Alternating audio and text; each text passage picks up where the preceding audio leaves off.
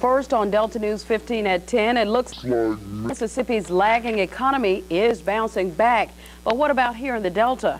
Good evening, everyone. I'm Beverly Thomas. And I'm Kelly McCullough. No doubt about it. The past few years, or especially last year, has been really tough on the Delta's job market. Some are blaming NAFTA that sent jobs down to South America, but then you throw in the agricultural price factor, which cotton prices lower than they have been in years, if ever. As Delta News 15's Ron Smiley reports, while it might have temporarily slowed down the beat, the Delta's heart is still pumping strong. Farming is the center of the Delta's economy. The Delta's economy depends on what is harvested in fall. With the new farm bill, the farmers will get the help they need. All the dollars, or majority of the dollars that flow into the Delta is from agriculture. Had we not had the farm bill, I think this summer would be a bad time. The fall would be just a devastating time to the Delta. Now, new businesses are following suit. We are encouraged by Brown coming to Greenville, the Nissan second-tier suppliers that may be locating here in the Delta. As far as our business goes, 2002 has been a good year for us so far, and I think the Delta in general, from what I'm hearing, is off to a good start. And while new businesses may be moving in, the advisors are quick to warn us that they are not the cure. We have to keep in mind that Nissan is not a panacea. It's a wonderful thing that the company is in Mississippi and that the Delta hopefully can benefit from its arrival. But we also have to focus on the entrepreneurs who are already here. In the end, it all adds up to more jobs and a better Delta. Ron Smiley, XVT's Delta News 15. And another local news for you at 10 tonight. Some of the Delta's best and brightest will soon get the recognition they deserve. Next week, the Delta Business Journal will release the Delta's top 50 business and community leaders under 50. This is the Business Journal's fourth year to release the top 50 under 50. The journal gets hundreds of nominees every year who think they have what it takes to make the list, but unfortunately, only 50 will make it. A group of 5 local business leaders will act as judges and make the difficult decision of choosing the top 50. People who make the final cut do not necessarily have to be business owners. They don't have to be wealthy. They don't have to be politicians, that kind of thing. It's really the caliber of leadership that we're looking for is recognized by members of the community and by the peers who nominated them for this honor. And the Delta's top 50 under 50 should be available for readers next week. Executive editor for the Delta Business Journal. Thank you so much for joining me, Jack. Thank you, Carolyn. Good morning. Good morning. Now, before we talk about the Delta Business Journal, tell us a little bit about yourself. I'm originally a Jackson native. Came to the Delta 3 years ago, and I'm not sure how long it will be before I'm considered a Deltan, but the Delta people have certainly made me feel very welcome. My background was originally in radio broadcasting. I hosted a talk show in Jackson for 5 years, and then I got into print. Interestingly enough, I began work with Scott Coopwood, who is the current owner of the Delta Business Journal, in about 1990.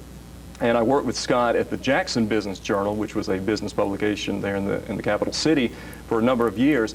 I bought that paper from Scott in 1996, and then 4 years later, I sold the publication to come back to work for Scott and move to the Delta. So in a nutshell, that's a bit of my background, primarily print and radio. Okay, and as executive editor, what is your duty? Primarily, Carolyn, I'm in charge of assigning stories. I oversee an editor who does a lot of that, but I come up behind him and help him with that. I'm also in charge of deciding what stories go in along with Scott. I do a lot of the editing, story assignments. I also do some selling. That's part of my job. Okay. There's a lot of different hats you wear in a business publication, and I try to put them on, all of them on, when they're needed. But in a nutshell, that's it, more of an overseer of the content of the Delta Business Journal. Okay, and exactly what is the Delta Business Journal?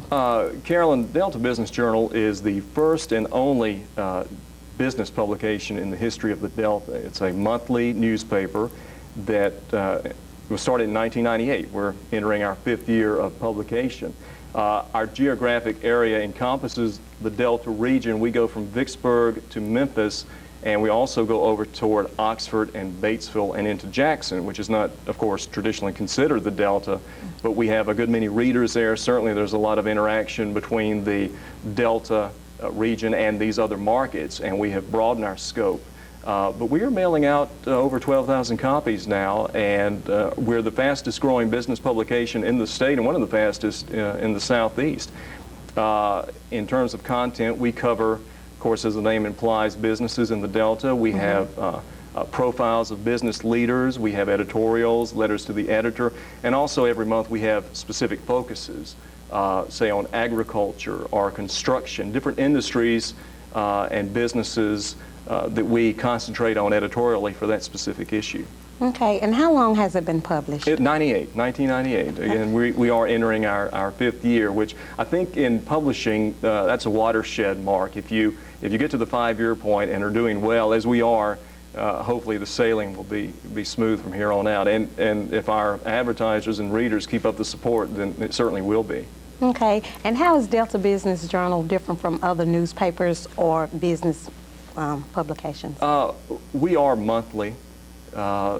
Several other business publications in the region are weekly, but we prefer monthly. It gives us, I think, broader content. The downside to being monthly is that we don't concentrate so much on breaking events, but we also can stand back and analyze events and do so more thoroughly than a weekly business paper or a daily newspaper. We're different from, say, the local Greenville paper or the local Cleveland paper in that, again, we come out every month, and we tend to primarily focus more on analyzing events and profiling people than keeping up with day-to-day business trends. So that's an advantage for us. It's unique in this region, and it's also unique in the state as well. Okay, and what are some of the features of the Delta Business Journal? Lately, we've been doing, of course, as I mentioned, focuses on different businesses and industries. Every month, we also have a focus on a given town or community within the Delta or a community or city that is pertinent to the region. For example, we're working on an issue right now. I'm writing a story on Metro Jackson. Certainly, it's our capital city. It's the heart of the state. That's where the Delta leaders go, and that's where the laws are passed that affect this region. So we're doing a focus on Metro Jackson, the movers and shakers there, you know, what's happening in the capital city that our readers in the Delta would be interested in. We also, Carolyn, are doing the top 50 Delta women business leaders, which is something unique that I'd like to mention. Every year we have the top 50 under 50, which is a salute rather, to the top 50 business leaders who are under 50. Several staff members of XVT have made that honor. We also have the top 50 business women, which is coming up in our next issue. And 2 or 3 months ago, we instituted the first ever salute to minority business leaders, the top 50 minority business leaders in the Delta, which had never been done before in the history of the state. Never before had any publication, business or daily newspaper, given a separate salute to the minority business leadership in the Delta, and we're very proud of that fact, and certainly we'll continue hoping to provide path-breaking new focuses and editorial content in the future. Yeah. Okay. And are there any unique features in the Delta Business Journal that are found only in that newspaper? That's one of them. The focus on minority business leaders. And it really surprised us because we had an editorial meeting. We meet weekly, but when we look at the scope of the content of what we want to do in the coming months, we plan ahead. And we had researched, and Scott Cootwood, our publisher, and I discovered that there had never been a salute to minority business leaders. And of course, we do a lot of work with DRUMBA, based here in Greenville, the Delta Regional Minority Business Association. And in our work with them, we saw all the outstanding minority-owned entrepreneurs and businesses who were not getting recognition in any other shape, size, or fashion. So we decided that it was high time we do something about it. We did, and it was highly successful. And we're going to be looking to do other things like that.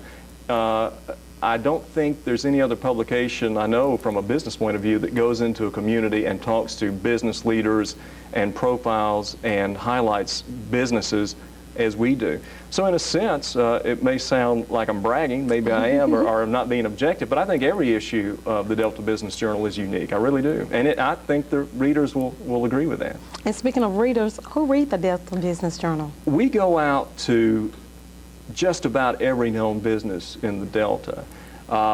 We have a large farmer base, agricultural base. We go to city leaders and government leaders, again, over 12,000 readers. So, and occasionally we get a letter from Omaha, Nebraska, or New York City. I don't know how they got the publication, but we hear from people in different regions occasionally. So we're reaching in very different places. Okay, we're going to take a commercial break. We're going to take a commercial break. Please come back and join us. Toya Stories. Well, you know, you don't want to offend anybody, certainly, because we are in business. We are a business. We're a growing business and a small business. Scott and I, along with Andy Ellis, our editor, will usually have a meeting and decide what we're going to cover. I think the main criteria, Carolyn, is always going to be what's good for the Delta and what's not. And sometimes that even runs counter to our own personal political views. But if we understand that, you know, this particular subject or this particular piece of legislation is good for our readership, then we will go for that and push that legislation and promote it in our paper. Now, of course, I write an editorial. Scott writes an editorial.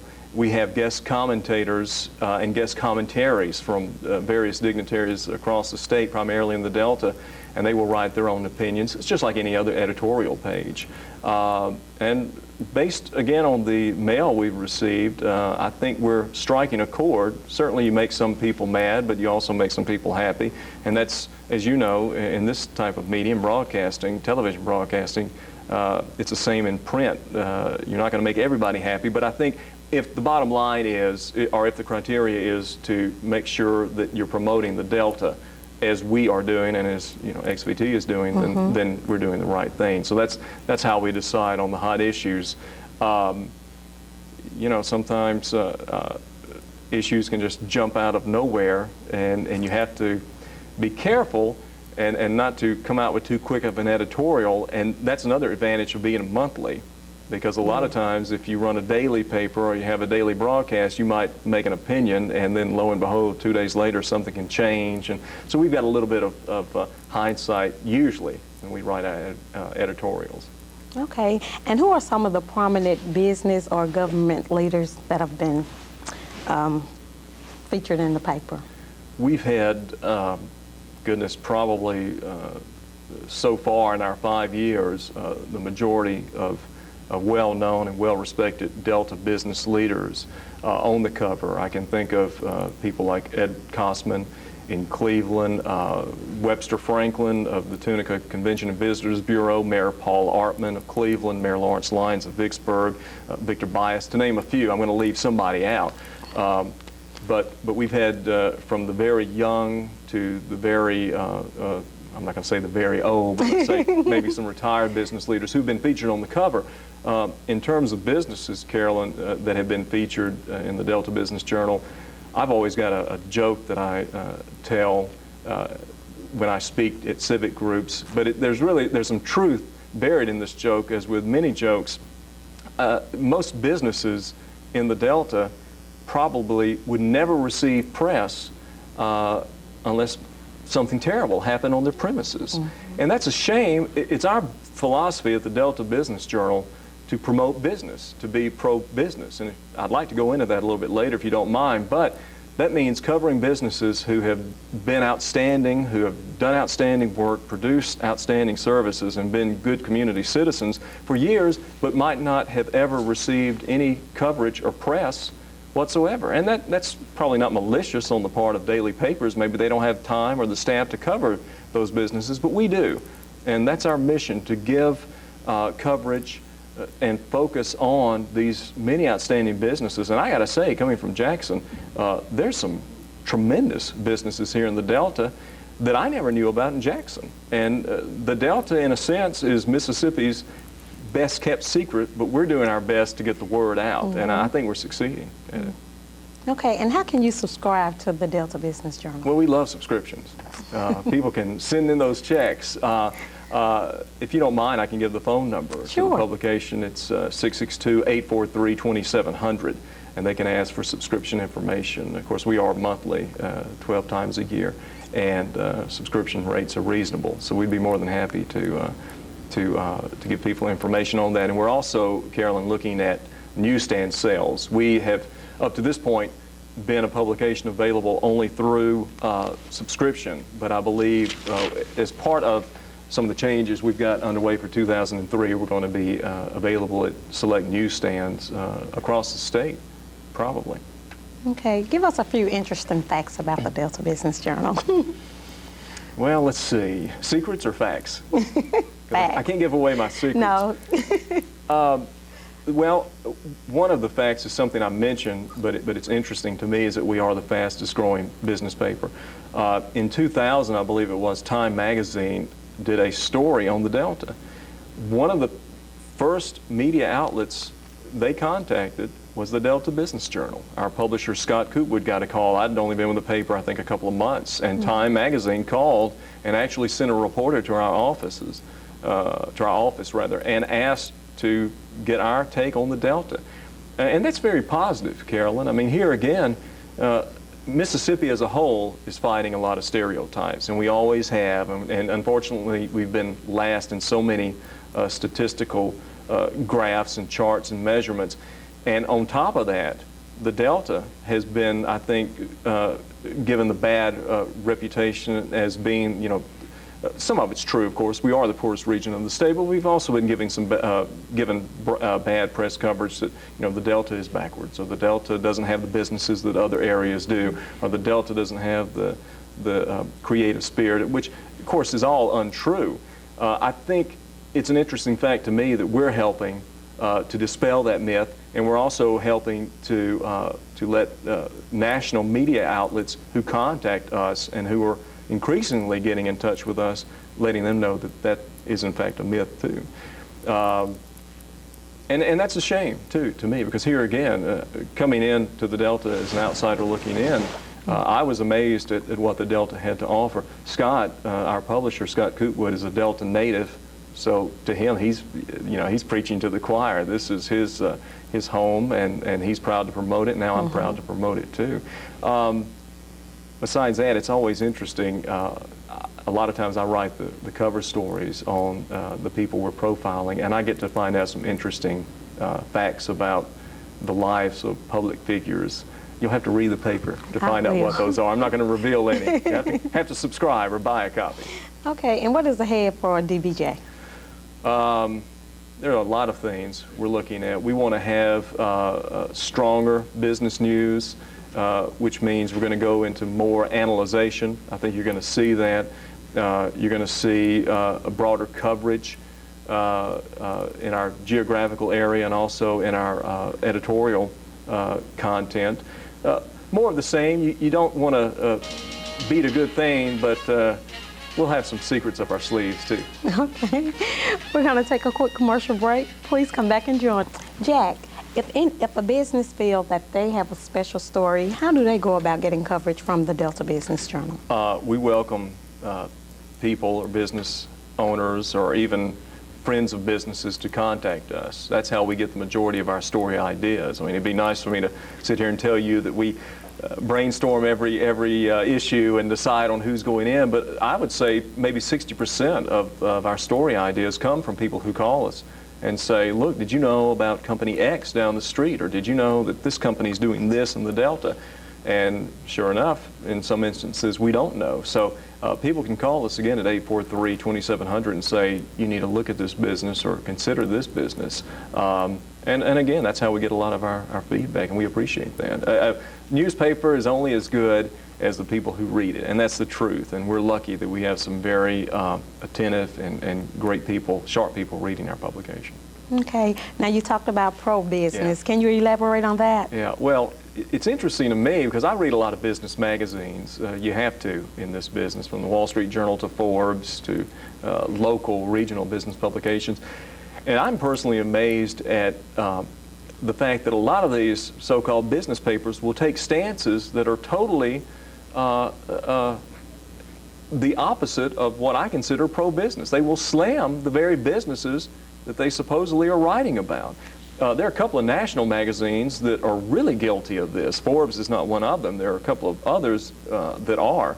And that amazes me. I think a business publication should editorially be in favor of those that legislation or those positions that will promote business, and that has nothing to do with politics. It's just an objective look at what promotes businesses, and not continually slam businesses.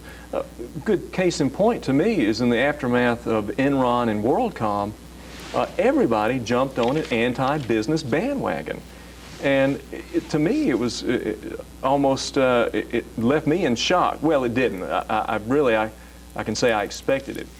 But it surprised me that the business publications in this country came out and attacked businesses. I'm not condoning what Enron and WorldCom did, but the fact is those are only two businesses among thousands in this country that do good work, that do honest work, and yet Enron and WorldCom were held up as examples of, well, see, corporate greed once again, and that's just not true.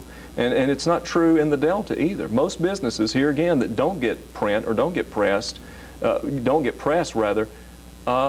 be considered boring because they're honest, because they come to work on time, because they pay their people well, because they're fair to their customers. Well, that's a yawner. The national media and a lot of the press, even regionally, only want to write about who sued who, who's going bankrupt, who gave somebody the shaft on their retirement plan. In other words, let's paint business as greedy. Businesses are not greedy. Businesses are the backbone of this country. If you don't believe it, try living in a country without business.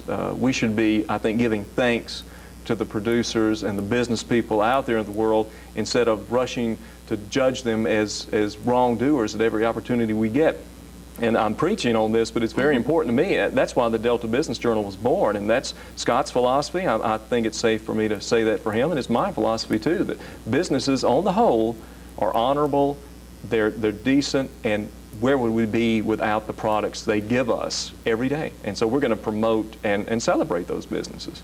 Okay, and I see you brought a Delta Business Journal with you. Yeah. Tell us about that. Pick that up. This Yeah. is it. This is the September issue with Webster Franklin on the cover. Our last issue had Governor Ronnie Musgrove on the cover, and we think it has an interesting look. I guess this is like free advertising, Carolyn. I'm holding it up for everybody to see. But again, it's monthly, and we do run anywhere from, can we see it? How's that? We run anywhere from 64 pages at the minimum to occasionally 82 pages we'll run. Did we get a shot of it? There we go. I'm holding it up again. Okay. I think I was holding it too low. Yeah, okay, there it is. And that's the cover with the issue, rather, with Webster on the cover. So it's a big book. And it's the kind of newspaper that people will get at the first of the month. That's when we're published, and they can, it may take a week or two, but a lot of our readers say they read our publication from cover to cover. That's another advantage of being monthly, Carolyn.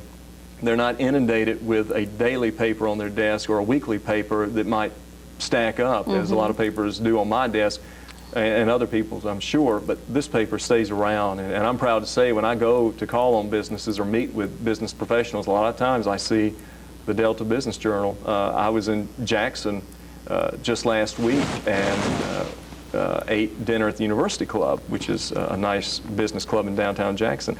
And when I walked in, there was the Delta Business Journal sitting in the foyer, and I was very proud of that. Maybe they knew I was coming. I don't know.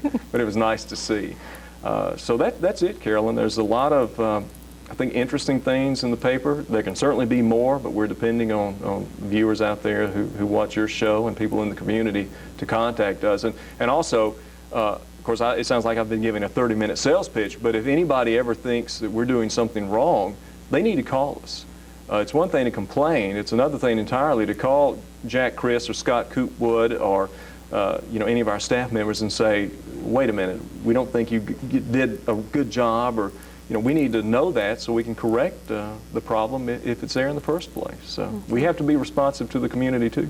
And give them the number again. Number for the Delta Business Journal is 843-2700, and my email address, if anyone ever wants to get in touch, is jack@coopwood.net, and that's COOPWOOD.net. Okay, and tell us about advertising in the Delta Business Journal. Oh, we love it. The more the merrier. Spend money. No, we have different plans for advertisers, Carolyn, and certainly that's how you make your money in the publishing business. We welcome it, and we certainly appreciate any inquiries concerning advertising as well. And I appreciate you mentioning that. Okay. Thanks so much. And you only cover local businesses in the Delta? We do, if I have time to mention, we do focuses in Oxford, Grenada, Memphis, and Batesville every year as well. Certainly not to take away from the Delta, but to give the Delta readers the opportunity to see what's going on in these communities that are just outside their region, and also to give those communities a taste of what's happening in the Delta. We just started doing that about 2 or 3 years ago. We also do a focus on Vicksburg, and of course we do Cleveland, Greenwood, Yazoo City, and the towns within the Delta. But yeah, those areas, and Jackson, which is coming up in our next issue, which will be out February 1, and we hope people look for that. Okay, and how is the Delta Business Journal sent out? It's mailed out. It's mailed out, yes, to subscribers, libraries, and certain governmental agencies and institutions get copies as well. Here again, people can call that same number if they want to get the issue sent to them, or we'll be glad to send them copies and add to the mailing list. Okay, we only have about 30 seconds. Okay. Is it anything else you want to talk about? I appreciate you having me on the show. Appreciate what you're doing here and getting the word out on the Delta. And I want to say thank you to all the readers who have made me welcome and have made the Delta Business Journal the fastest growing paper in the state. Okay, and thank you so much for joining me this morning. Thank you, Carolyn. Thank you for watching, and have a blessed morning.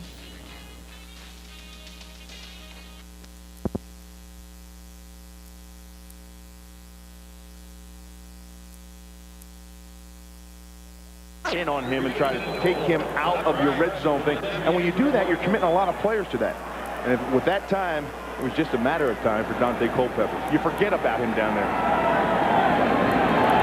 Doug Ryan, the extra point.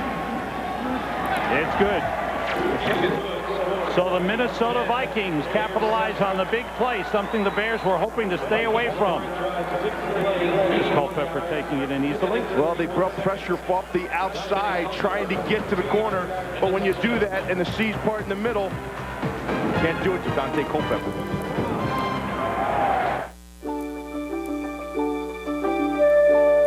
You're looking at people getting answers to the most important questions they'll ever ask.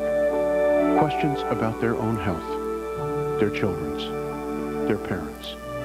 You're also looking at something that never existed before, a way to make truly informed decisions about everything from when to visit a doctor to what questions to ask when you get there.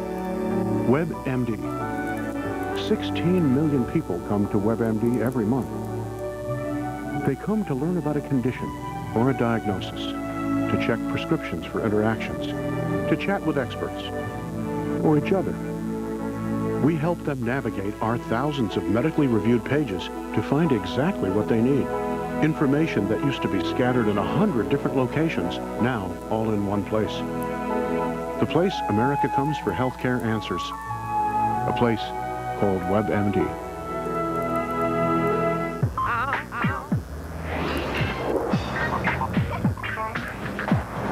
Introducing 3 grilled favorites on 1 sizzling skillet. Fajita chicken, shrimp, and barbecued ribs. Chili's new Fajita Trio.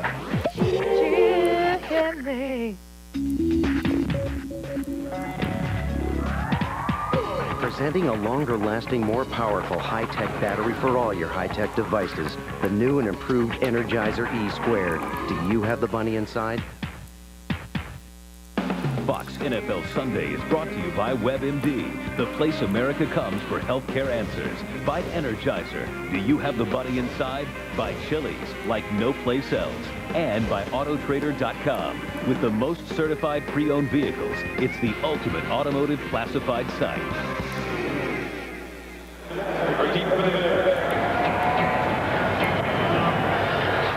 Dante Culpepper, who on opening day 2 years ago scored 3 rushing touchdowns against the Bears, scores one here. Good kick by Bryan. Robbie Abdullah will down it in the end zone for Chicago.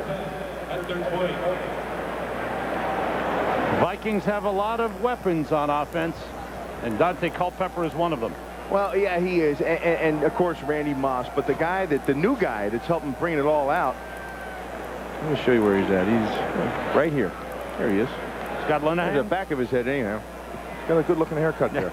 Scott Linehan, and you know he's a college guy, and he was handpicked by Mike Tice. You know, when you get a new coach, you become a head coach, and you have to target your guys when you want to bring in. You have to look at guys that are position coaches or assistant coaches and to offer them a coordinator job. You're not going to get a head coach to come be a coordinator. And he went to the college level. He wanted some fresh blood, some new ideas. Empty backfield. Miller out of the shotgun. Somebody went the wrong way. Marcus Robinson went straight down the sideline. Miller threw outside, incomplete. Well, and there is no route adjustments in this Bears offense. That, you know, so that was just a miscommunication. How about Robertson here? He's holding up. 74. I talked to him a little bit before the game.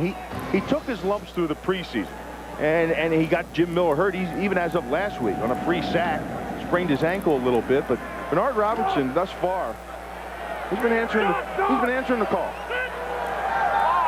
2nd and 10. Baxter shifts. 2 tight ends, 2 wide receivers for the Bears. Miller gets plenty of time.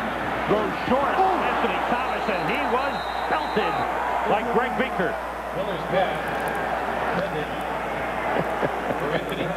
I like Beaker. You know, how about the week Drake Beaker's had? Well, heck, he's been on more airplanes than a flight attendant. He had a fly from Oakland to here, Oakland to Minnesota, Minnesota down to here, staying in a hotel. He's got a briefcase, and that's about it. And there he is, and he has to learn all this new stuff. So he's going over his defensive plays and all the calls, where the signals that he's going to get called in from the sidelines to align his guys. On 3rd and 10, Miller throwing deep down the sideline for Booker. There's a flag on the play. Corey Chavis covering on the play. Corey Chavis coming over from Arizona after 4 years with the Cardinals. And it's going to be against Minnesota.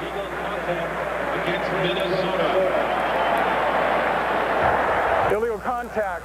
Defense, number 21. 5-yard penalty. Automatic. First down. Bumped to beyond 5 yards. What do you think, Bill? Well, you know what's going to happen when you're carrying these guys. You know what happens when you get a young guy like Robertson right here? You're going to get help from your veteran guys. Watch Cruz come out from center and help out. Watch this, how quick he gets over there. He takes care of his guy, then comes back and actually cuts Hoban. You have to know where 99 is going to be all the time, and Cruz is one of those guys just going to make sure he gets the last shot on him. From the 25. No gain. Beakert on the tackle of Anthony Thomas. The veteran middle linebacker doing a fine job. Let's get another NFL update from JB. Sam and Bill, pre-game advice to Michael Vick from one of his players. When in doubt, run. 34 yards rushing on this series. 2 there for the touchdown. Add that to that, a 4-yard run by Warwick Dunn. Green Bay's only loss at home last year to Atlanta, trailing by 11 now. Back to Sam and Bill.